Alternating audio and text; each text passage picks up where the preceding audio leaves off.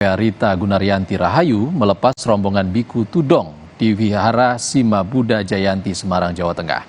Para biku dalam perjalanan menuju Candi Borobudur untuk menjalani ritual tudong menyambut Hari Raya Waisak pada 23 Mei mendatang. Sini Bu, lihat sini Bu.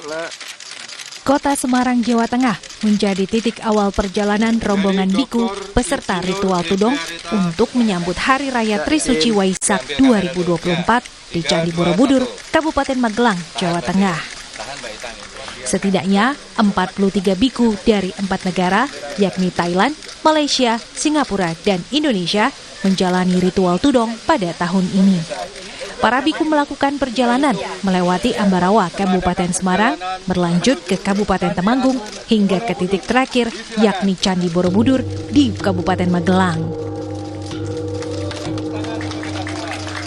Kalau tahun lalu saya menerima di Wihara yang Melatiharjo itu, dan kemudian yang sekarang ini adalah tempat di mana ternyata banyak, sejarahnya sangat luar biasa.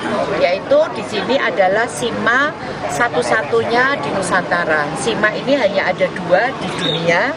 Yang satu adalah di Kota Semarang. Ya, tentunya dengan adanya kegiatan ini kita juga jadi tahu bahwa Kota Semarang ini menjadi salah satu jejak untuk agama Buddha. Nah, tentunya kita harus segera melakukan program-program atau pelaksanaan di sini agar ini juga bisa menjadi tempat untuk wisata religi.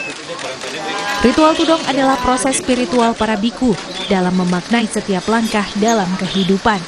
Para biku juga mengirimkan pesan kepada dunia tentang keindonesiaan. Berangkat dari sini karena di sini adalah cikal bakal Buddhism di Indonesia setelah Indonesia merdeka. Ini adalah sudah cukup terkenal, bahkan kami baru menggali 4 tahun lalu, tetapi tempat ini sudah dikenal 13 negara sebenarnya. Ritual suci umat Buddha ini menjadi kebanggaan sekaligus kehormatan bagi warga Kota Semarang karena kembali dipercaya sebagai tuan rumah perhelatan internasional Biku Tudong. Danang Prakosa, Kompas TV, Semarang, Jawa Tengah.